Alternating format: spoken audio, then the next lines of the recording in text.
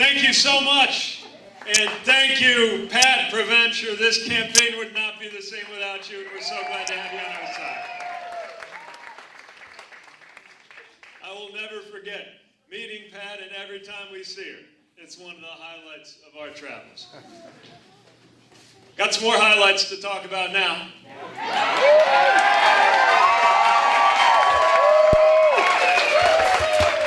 Just in case you haven't been glued to your phone the last few minutes, I want you to hear something from me. A little later than we anticipated, but better late than never. Official, verified caucus results are coming in from the state of Iowa. They're not complete, but results are in from a majority of precincts, and they show our campaign in first place.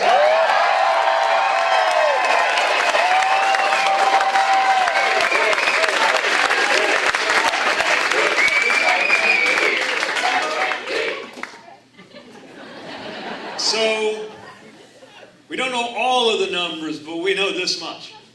A campaign that started a year ago with 4 staff members, no name recognition, no money, just a big idea. A campaign that some said should have no business even making this attempt, has taken its place at the front of this race to replace the current president with a better vision.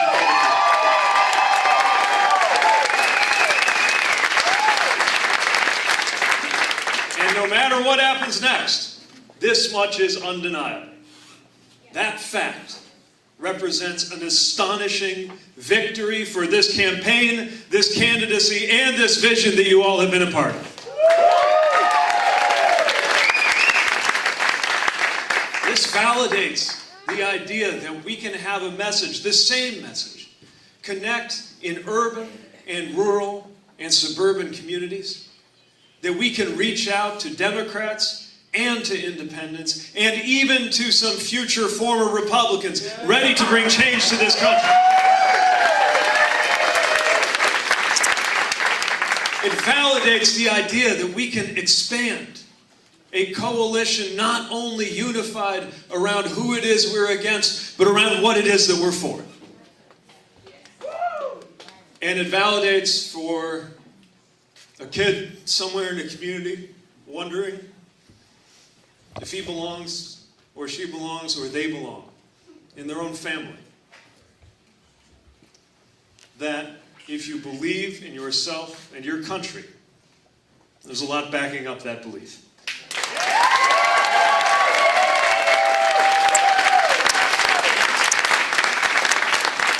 This is what we have been working more than a year to convince our fellow Americans of.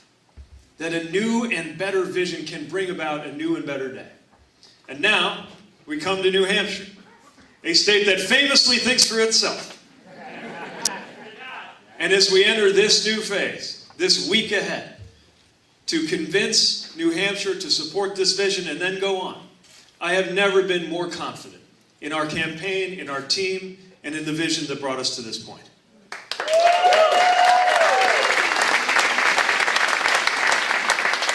It's also never been more important to gather and muster all of the support that we can to get the word out.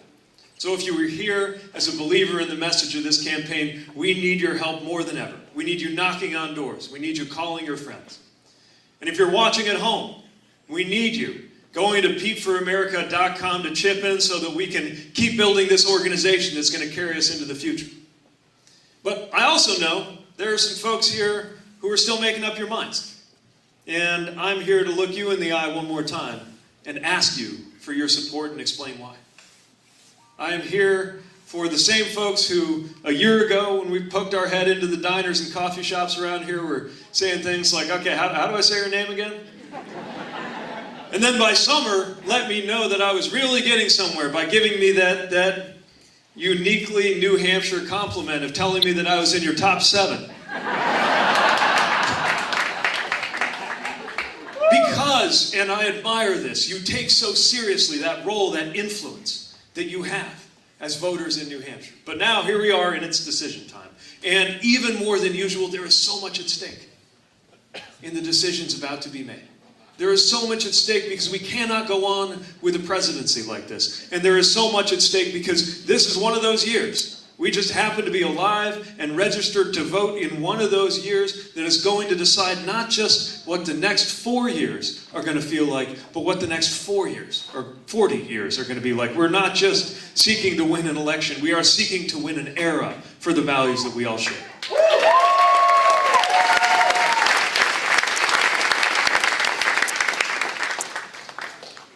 So here we are. And as I always do, I want to begin by inviting you to form in your own mind a vision that guides this campaign, an image that helps us remember what's at stake and what we've got to do in order to govern and in order to win. And that image that I want you to visualize is how it's going to feel that first time that the sun comes up over New Hampshire and Donald Trump is no longer the president of the United States.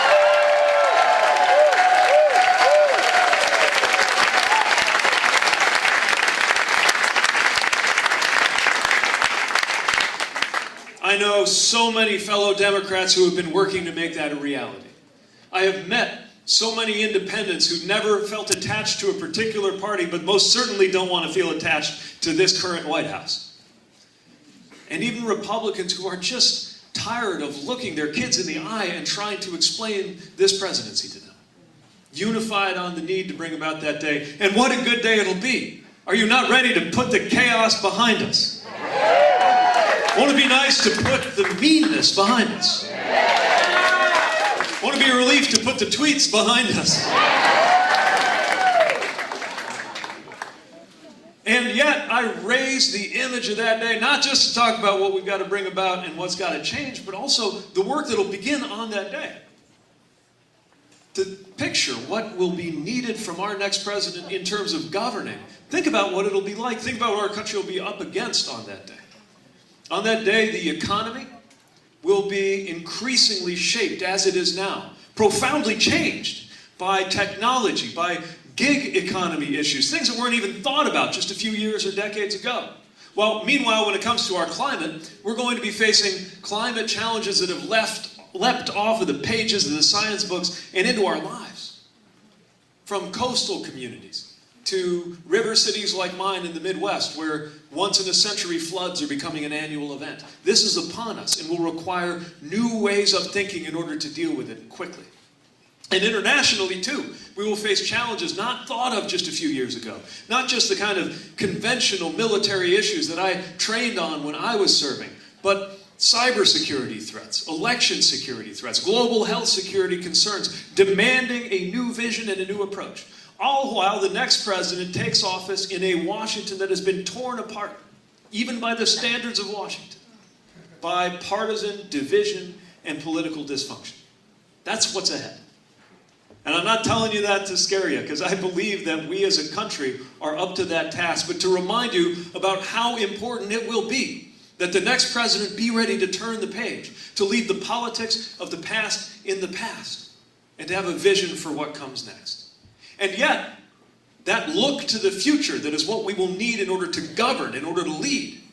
That's also what we're going to need in order to win this election, and we must win this election. So I'm here to tell you, you don't have to choose between the right way to govern and the best way to win. Because winning, too, requires that view to the future. Consider this.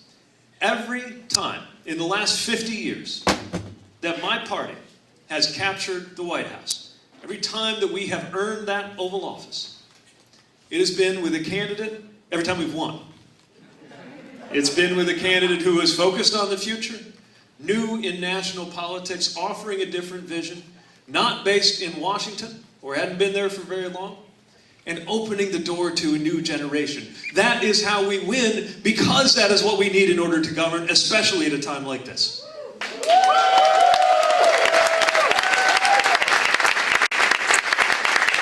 And the other thing we're going to need, both in order to govern and in order to win, is unity. Not that we're going to get everybody to agree on everything, but that we have a remarkable American majority if we can hold it together, if we can welcome and invite everybody in.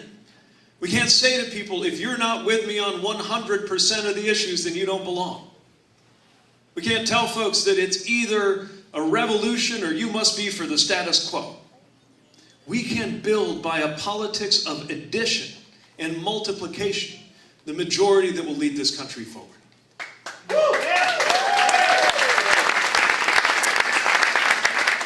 And again, that is a majority not just united in who we're against in the Oval Office, but what we're for this country. Because America is ready, more than you would ever know, seeing what's going on the floor of the Senate. Most Americans are ready to build an economy where one job is enough. Most Americans are ready for a tax code where a multi-billion-dollar corporation on billions of dollars in profits pays more than zero, and where wealth is taxed more than work.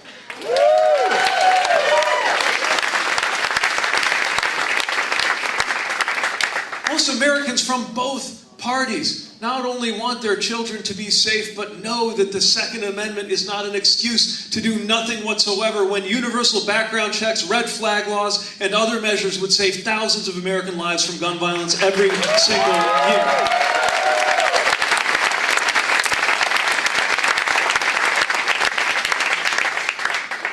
Most Americans are committed to the idea, however you think about this issue personally, committed to the idea that the government should stay out of the business of dictating to women what their reproductive health care choices ought to be.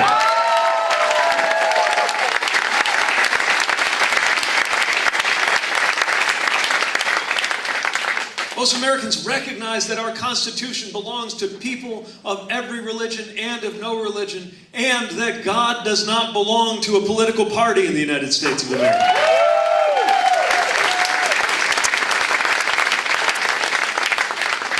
Americans love our country, know that our country consists of people, and understand that you can't truly love a country if you hate half of the people in it.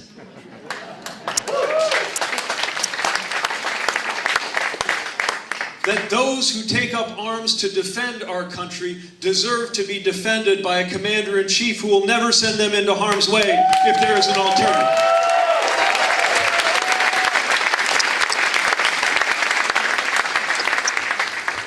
That there is no time to lose in making this a country where your race has no bearing on your health or your wealth, your access to educational opportunity, or your relationship with law enforcement. That we have to fix that now.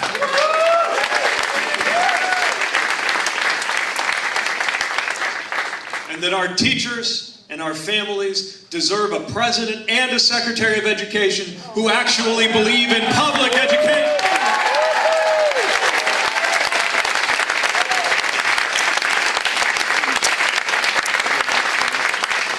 On issue after issue after issue, we have a powerful American majority ready to make that change. Ready not only to elect a new president, but to back up that new president in getting these changes through a Washington that feels like it can barely even hear us. If you are watching the news right now, if you are watching the Senate, it is exhausting. I live and breathe politics, and I'm exhausted watching the political news right now. But we cannot give in to that exhaustion at a time like this. We can't. That's how the cynics would win. And so this is our opportunity to remember that while the Senate might be the jury today, we are the jury tomorrow, and we get the final verdict on the presidency, on the rule of law, and on the direction of this country. That is democracy at its best, and that is what we can deliver beginning this year.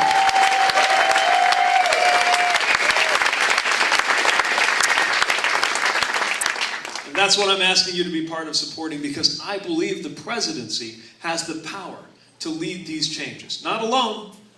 Unlike this president, you'll never hear me utter the words, "I alone can fix it." This is a national challenge. But the challenge of boldly moving forward to deal with our big problems as a country, and doing it so as to unify an American people who will rise and fall together.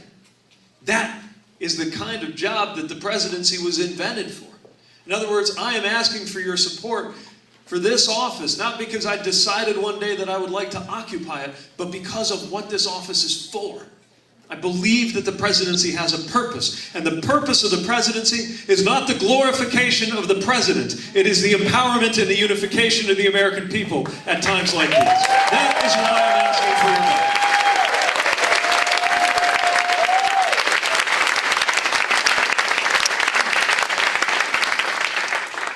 So now you know what I'm about, if you didn't already. And while our numbers have grown since I first was poking my head into diners and backyards here in New Hampshire a year ago, it's still not too big of a room to have some kind of conversation. So we've gathered up questions from folks on their way in, and I'd like you to welcome Amy back to the stage with our famous fishbowl, and she's going to guide the conversation with your questions. All right, my favorite part of these events. All right. By the way, do we not have the most wonderful team members on this campaign?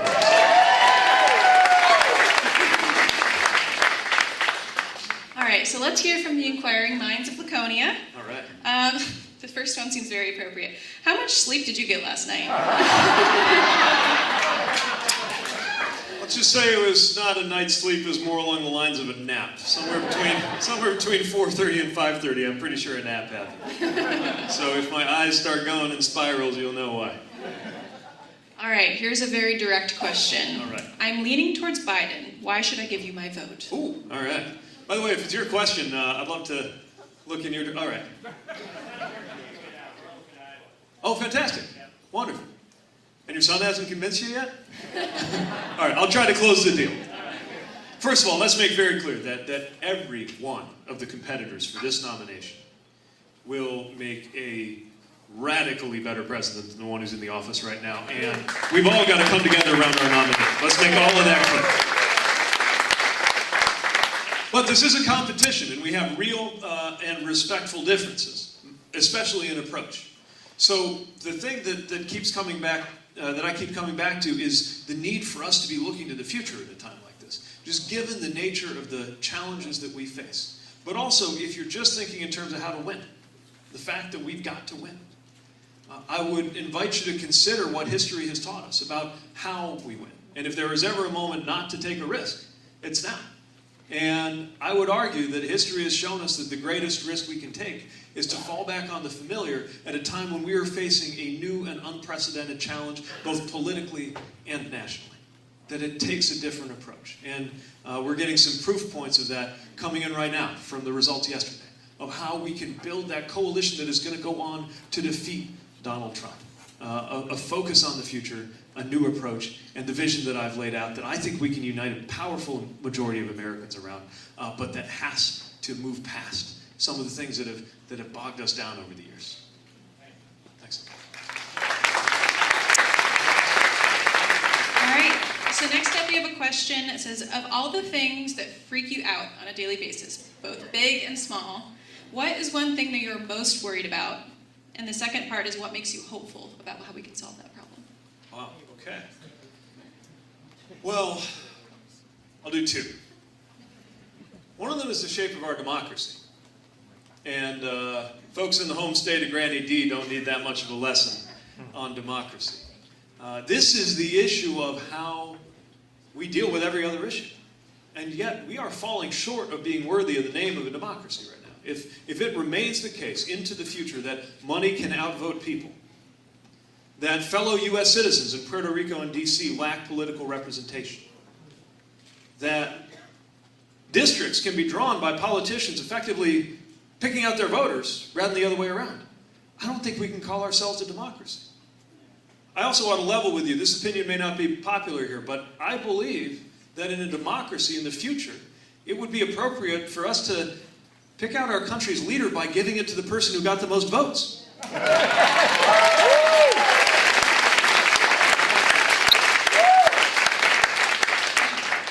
Our Supreme Court is becoming one more partisan political battlefield. We cannot go on like this.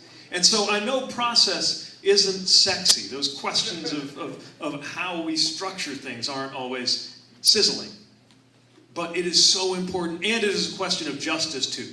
Because when you see things done to suppress or distort the result of elections, from widespread racial voter suppression across the country, in the South, but not only in the South, to the suppression of the student vote right here in New Hampshire, we have to ask ourselves why somebody would want fewer people to be able to vote. To me, if more people voting means you lose, that could be an indication that your policies need to be updated. And that's how democracy is supposed to work. So I worry about that a lot. But I'm also full of hope, because this is a country whose finest characteristic is the ability to heal itself and reform itself. Our Constitution was designed with the ability to be updated. We used to do this all the time in the 1970s.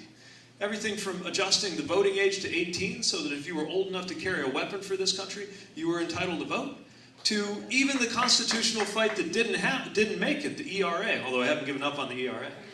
But even the fact we had that fight helped get us Title IX. So let's not be afraid to undertake those kinds of big reforms. The other one, of course, that I think all of us, it has to keep us up at night is climate. Because this is a clear and present danger. Not only to distant future generations, but frankly to mine.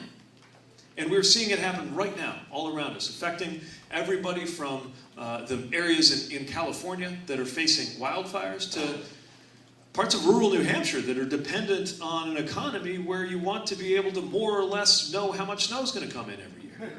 You know, we really count on, it's not just farmers who count on the weather to be more or less predictable.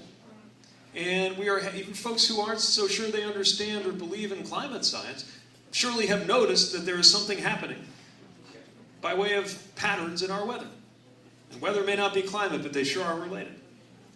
Now, what gives me hope on that issue and a whole lot of other issues, actually, is the way that young people are stepping up to challenge those in power, taking to the streets. Times Person of the Year wouldn't even be old enough to vote if she were a U.S. citizen, with the moral authority of those whose lives are on the line. And unlike what I have learned about the marches of the 60s when a young generation marched against their parents, this time around, on climate and on other issues like gun safety, I see young people taken to the streets, marching for their lives, and I see their parents and their grandparents at their side cheering them on. That's something that gives me a lot of hope.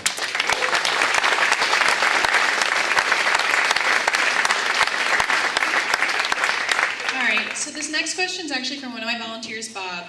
He says he has a life-threatening situation. Right now, Big Pharma is charging him $1,300 a month for medication when his Social Security only allows him $1,600 a month in income. How are you going to address inequality, whether it's from wealth or from the cost of prescription drugs? Wow. How much is that number again? 13? So it was $3,500 for a medication that he needs to survive, and he only gets $1,600. Oh, yes. Yeah, and we've spoken about this, and that's right, multiple myeloma.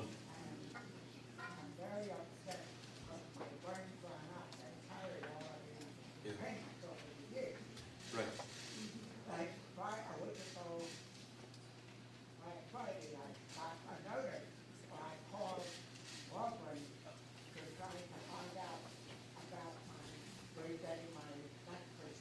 Yeah.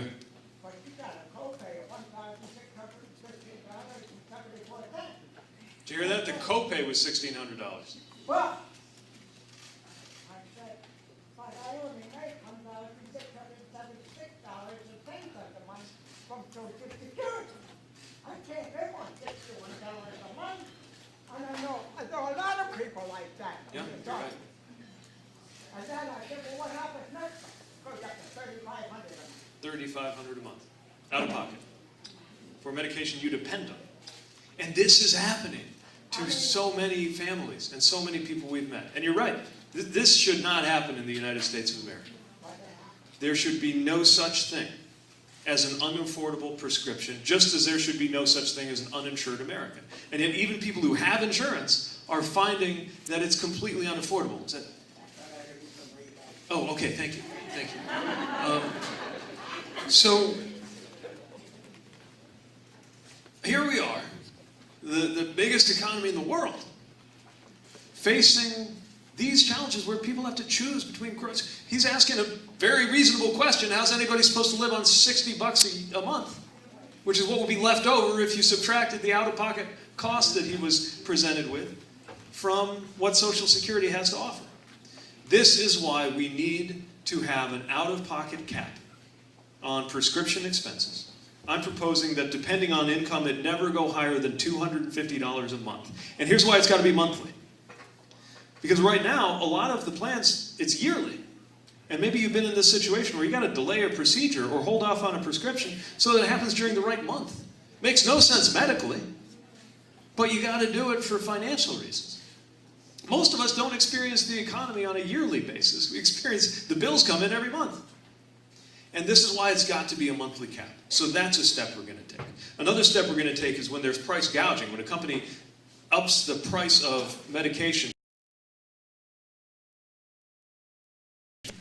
We will establish a tax penalty so that that is not even worth attempting.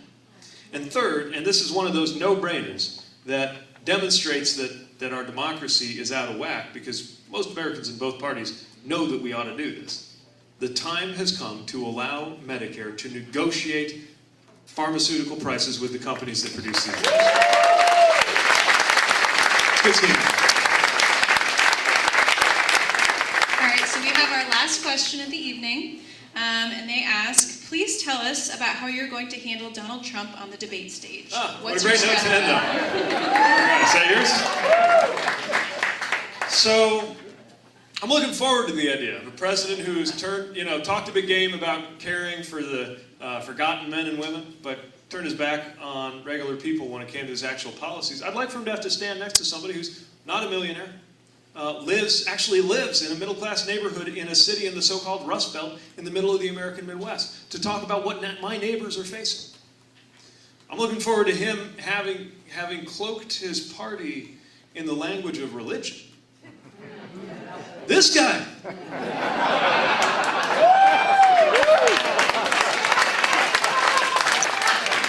Ought to have to stand next to somebody who I'm not holier than anybody else, and I'm never going to expect anyone to have to be subjected to my interpretation of my faith, because I've seen what can happen when people do that. I'm also not going to be afraid to call out that kind of hypocrisy and ask the question, whatever happened, I was hungry and you fed me.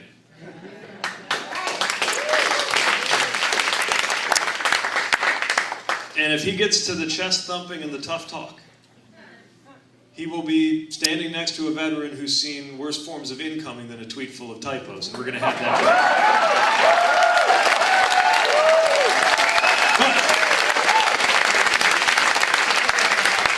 But I want to say this, and this is important. That's part of why I would be the best candidate to take on Donald Trump. And that's, for our leader, that's another thing I'd like you to consider. But let me also say this. When he does something wrong, you got to call him out, for sure. But the biggest discipline that's going to be required in this general election campaign is to deny him the power to change the subject. Remember, every election at the end of the day is about the voter asking the question, how is my life going to be different if you wind up as president instead of you? And we've got the best answers on those questions. We're the ones trying to get you a raise. We're the ones ready to do something about the cost of prescription drugs. We're the ones who are serious about climate change and protecting us from gun violence and paid family leave. On issue after issue, we got the best answers. And the reason we're going to win is because we'll never forget that the less we're talking about him, the more we're talking about you. That's how we're going to win. And that's a pretty good note to end on. So one more thank you to our team. And for everybody who's here, I just have one other thing to ask you, and that is to bottle up whatever sense of hope brought you into this room and share it with anybody in your life who maybe is this close to switching off the process out of that sense of exhaustion emanating from Washington. And I know hope is a funny word to use at a time like this, with all of the bleakness and the division and the cruelty that is going on in our politics. But the reason I use it is because I believe you wouldn't be here if some measure of hope wasn't in you, because you would only come out for an event like this if you thought it mattered who gets their hands on the pulleys and levers of government and what values guide them. And the same is true for me. I wouldn't be here if there weren't a sense of hope. I think it is very meaningful that in the news they have taken the word hopeful, turned it into a noun. Have you noticed this? And they use it as another word for candidate. I'm a 2020 hopeful. That's what I'm doing here. How fitting, because running for office is an act of hope, and so is voting, and that is what I'm asking you to do 1 week from today. We can change the way America thinks about our future, bring people together, deliver unity and boldness, and turn the page. Are you ready for that sunrise we were talking about, where we put this presidency in the past and move together to the future? And are you willing to help me bring it about? I think you're going to make me the next president of the United States, and I will work every day to make you proud, New Hampshire. Thank you for coming. Thank you for caring. We will see you out on the trail.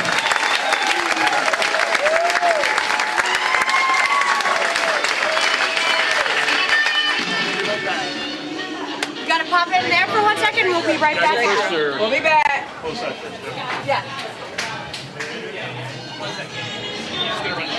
How do I get in?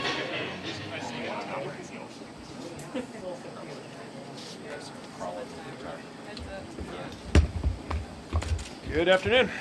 You talked about your worries and your hopes about democracy in your speech. Is what happened last night in Iowa a sign of a healthy democracy? Well, what happened last night in Iowa is people stood in front of their friends and neighbors and talked about where they wanted this country to go, and in astonishingly encouraging numbers supported the vision of this campaign. Does it show that we can trust our elections with what happened last night? Is that healthy? Well, again, these are results that are verified and confirmed. I, in particular, wish they had come in sooner, since this is the best piece of news I think our campaign's gotten since I entered this race. But I also hope that we recognize that this is a set of numbers and a set of choices made by individual Iowans that is verified, that has a paper trail behind it, and that shows just what is possible for a campaign that started with nothing and built up over the course of the year with a message, a team, and a vision for where we need to go that clearly drew a lot of people in. But maybe after what happened last night in this debacle, is it time to seriously reconsider whether Iowa should have the first contest in the primary calendar? I think there will be a real and tough look at how this works for the road ahead, but I know that the party will be doing that kind of after-action work. I'm focused on the road ahead. We have 1 week to go before the New Hampshire primary right here, and then it's on to Nevada, South Carolina, and Super Tuesday. And my focus will be on reaching as many voters as we can with this message that we have a chance to turn the page, and that the best way to defeat Donald Trump is to make sure we're bringing in everybody to that coalition with us. Mayor Buttigieg, Joe Biden was polling in second place, but then it looks like he may come in fourth as right now. And there's many precincts where he didn't reach viability. Is your argument that he's the politics of the past working?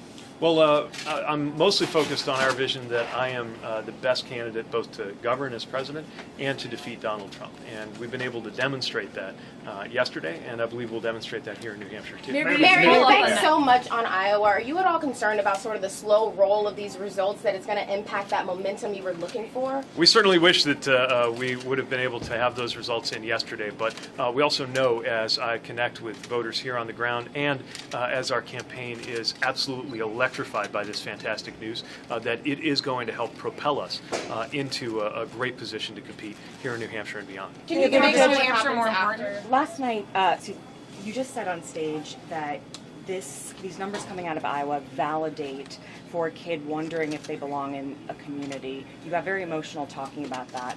Is that a line that you wish you could have delivered last night? Well, again, I wish that this had all been settled last night, but the fact that it's delayed doesn't change the fact that so many caucus goers in Iowa choosing their next president chose a vision and a campaign that many would have said was impossible just a year ago. But Mayor, on that, you did get emotional with that line, talking about validation, and as a kid, what advice do you have for kids out there today who are looking for that same sense of belonging, who were in your shoes when they were their age? It's that it gets better, and to believe in what's possible in this country, to believe in yourself. Not that it'll be easy. Our country has so many patterns of exclusion that take so many different forms, but that's exactly what this campaign is about, that we can trade that exclusion for a sense of belonging. And I want everybody to feel one more proof point for the possibility of American belonging after seeing yesterday's results. Can you talk about what happens after New Hampshire? You know, the results in Iowa might start to put you on the radar for voters, maybe in some of the states that come after with more diverse electorates, a place where, you know, you haven't made an impact yet. So how does the success in Iowa start to what does it mean for the contests that come next? Well, one thing that I've found, especially engaging with voters of color, with black voters in the South, and others looking at the range of candidates, is that the top priority is to make sure that we are positioned to beat Donald Trump. Yesterday, I got my first chance to prove that this is the campaign that will go on to do that. And I do think having that proof point, even though we got a lot of work to do ahead, it helps us open new conversations and get folks who may have been skeptical of the very idea of this campaign to take another look at us, consider what I have to say, and realize that when I talk about the plans, the vision of inclusion, the vision of empowerment, and the vision of equality that I'm offering, that's not just a plan on paper, it's something that I am building the campaign organization that could move forward and deliver. Mayor, as someone who has called for abolishing the Electoral College, would it be disappointing to you if you won the delegate equivalents but lost the popular vote in Iowa? You know, we're still waiting, obviously, for the final math to come in, but also I respect the process that we're competing under, and that was the process that we solved for as we were making our organizing plan, and to see where we have come. In a race where a lot of folks said we had no business getting in the first place, I think shows that the process in the early states, whether it's Iowa or New Hampshire, Nevada, or South Carolina, has a remarkable ability to take things off of the airwaves, off the internet, off of any arena where you can just purchase attention, and really make sure as people look at you eye to eye that you're making the case and makes extraordinary things possible in our politics. Last question. Not all the results are in yet. What will your reaction be if you do end up being second or third? Well, it still amounts to an astonishing victory for our vision. The fact that we are at the point that we now know we're at, even as we wait for some more numbers to come in, shows you that we really do have a message that can connect with people in very different kinds of communities, in very different kinds of counties, in terms of the geography, in terms of the politics. And that's exactly what it's going to take to defeat Donald Trump and to build a better future. Thank you. Thank you. Mayor.